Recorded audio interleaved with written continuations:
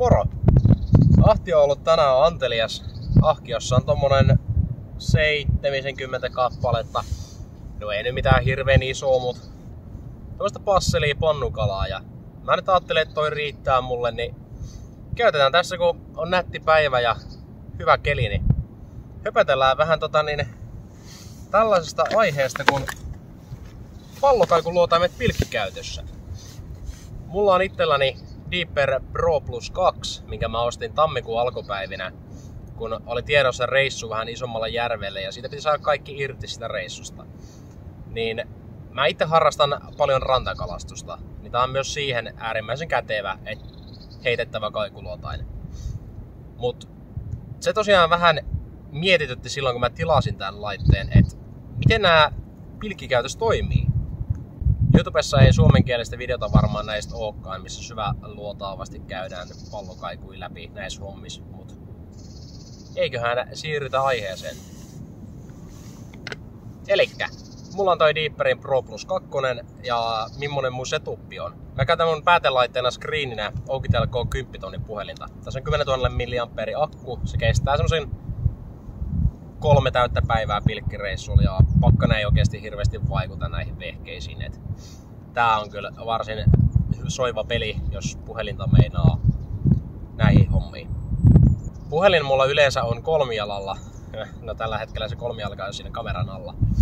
Mut kolmijalalla mä voisin säätää halutulle korkeudelle. Mä voin heittää sen kolmijalalla sivuun eteen ja näin päin pois. Se aika smoothisti pystyt hakemaan semmosen miellyttävän ja ergonomisen asennon itsellesi. Pallohan siis aktivoituu sillä, että sen nakkaa tuonne avantoon. Et se käynnistyy siinä ja sit kun sä oot kerran yhdistänyt sun puhelimen tuohon laitteeseen, niin sun ei tarvitse joka kerta säätää hakea sitä erikseen, vaan se yhdistää sen automaattisesti, kunhan sulla on oikeat asetukset päällä tuossa puhelimessa. Eli käyttö on siis varsin simppeli. Laitteen hyviä puolia on tietenkin laitteen keveys ja koko. Toihan painaa 100 grammaa toi pallokaiku itsessään ja sen halkasen tonne 5 senttiä. Et esimerkiksi mulla kun vaihdan avantoa, niin mä heitän sen vaan taskuun. Siellä se kulkee mukavasti ja kolmijalka puheliminen voi laittaa ahkioon tai jos haluaa laittaa puhelimen suojaan, niin senkin voi laittaa sitten vaikka rintataskuun. Ja kolmiala kuljettaa käsistä tai heittää ahkion pohjalla. Laitteen helppokäyttöisyys on tietenkin se on aika iso bonus, että kun sä oot kerran yhdistänyt sun puhelimeen, niin sun ei tarvitse joka kertaa räplätä sitä erikseen. Vaan se riittää tosiaan, että sä heität pallon avantoon, aukaiset sovelluksen, painat yhdistä ja pari sekuntia menee, niin se alkaa luotaamaan. Et käyttö ei oikeastaan hirveän paljon simppelimmäksi voisi enää älylaitteella mennä. Iso bonaari on toi akun kesto Deeperissä. Paketissa on luvattu 9 tuntia käyttöaikaa, mutta nyt näillä pilkkireissuilla mä oon hoksannut sen, että 9,5 tunnin päivän jälkeen 9,5 tuntia siis luotausta. Ja akku on vielä yleensä noin 20% jäljellä. Se todellakin se, mitä siinä paketissa on ilmoitettu kestoksi, niin pitää paikkansa. Ton pallon lataa verkkovirras täyteen noin tunnissa, että se on aika nopeasti täynnä. Eli jos oot vähän myöhässä, vähän tässä lähtee ja pallo on lataamatta, niin heität sen ensimmäisenä lataukseen ja pistät muut vehkeet sillä aikaa valmiiksi, niin se on melkein latautunut siinä ajassa jo. Tuo laitteen huolettomuus on hienoa, kun sä pilkiltä lähtiessä muistat vaan laittaa sen taskuun ja kotona lataukseen. Ja kun se on täynnä ja heität sen pilkkivehkeitteen sekaan, niin se on siellä valmiina odottamassa seuraavaa reissua varten.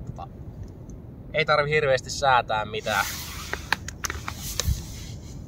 Tää aukeaa tälleen aika nätisti tää kaiku ja tuolla on latausportti. Sinne vaan micro USB:llä virtaa ja takas pakettiin. Ja siihen akun kestoon mä vielä voisin lisätä sen verran, että nyt tietenkin talvella on aika lyhyitä päivät. Keväällä alkaa sitten olemaan aika paljon pidempi tää valosa, pilkitään pidempiä aikoja. Silloin tietenkin voisi harkinnassa olla sellainenkin, että puolilta päivin, kun yleensä syönti vähän hiljenee siinä, niin laittaa akkupankista virtaa lisää ton. Se kestää sitten iltapäivän ja illan myös. Tietenkin kaikilla kaikuluotaimilla on myös huonoja puolia. Pallokaijuissa on se, että nehän kelluu. Jos sä yrität tunkea niitä sinne veden alle, niin se on 5 sekuntia tässä mallissa, että se katkaisee yhteyden päätelaitteeseen. Et niitä ei ole suunniteltu siihen, että niitä upotetaan. Toisin sanoen toi pallokaiku siis kelluu siinä veden pinnalla. Ja jos sanotaan, että jäätä on vaikka 0,5 metriä. Pallon kaikukeila, se on ihan sama minkä asetuksen sä laitat sieltä asetuksesta, koska se jää kuristaa sen tietyn paksuiseksen kaikukeilan. Et puhutaan, jos alle 3 metrin vedessä pilkkii, niin siellä pohjassa se kaikukeila voi olla näin kapea. Sulla on pilkin kummallakin puolella 10 senttiä tilaa tavallaan, että sä näet, että onko se kala siinä. Tietenkin alapuolelta myös, mutta tilanteet tulee todella nopeaa. Toinen huono puoli on kylmä sää ja älylaitteet. Jos on vähän huono ääreisverenkierto kovemmassa pakkasessa tuules, on aika inhottavaa säätää laitetta siinä avannolla. Perinteisissä kaikuluotaimissa on tietenkin sen verran isot napit, että sä pystyt hanskat kädestä touhumaan aika hyvin. Mutta tässä ei oikein ole vaihtoehto, koska kosketusnäyttö.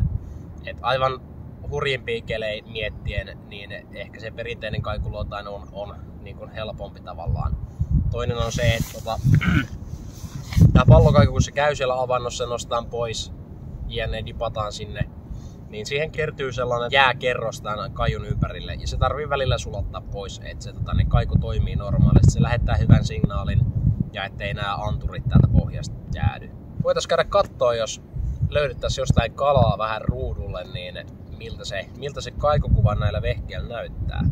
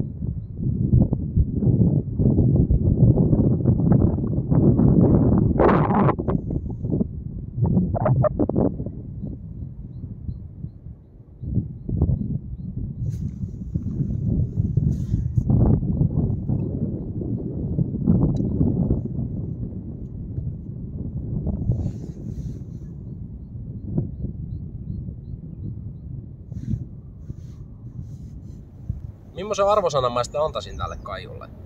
No, se on kevyt, ei paljon paina mukana ja pienen koonsa ansiosta se voi varastoida missä vaan siirtymien aikana. Helppo. Kun se on kerran yhdistänyt, niin sitten riittää, että sä dippaat sen sinne ja yhdistät sovelluksella puhelimeen. Ja myöskin nopea. Siitä samasta syystä, että sä laitat sen taskusta noin ja töp ja se toimii. Ei optimaalisen tietenkään pilkkikäytös juurikin sen jääpaksuuden takia. Et tietenkin jos puhutaan syystalvesta 10 senttiä teräsjäätä, niin kyllähän se kaikukeila sitten pääsee leviämään myös aika leveälle. Pallokaikuluotaimet on aika lailla kompromissi. Ne on semmosia vähän joka paikan höyliä, että sä voit käyttää rannalla pilkkies veneestä. Ne ei ehkä ihan yllä teknisesti samaan kuin perinteiset, lukuun ottamat tietenkin aivan hintaluokan yläpäässä olevat laitteet. Ajaa asiansa parhaimmillaan ohuilla jäillä, tai jos halutaan kevyt kompakti setti.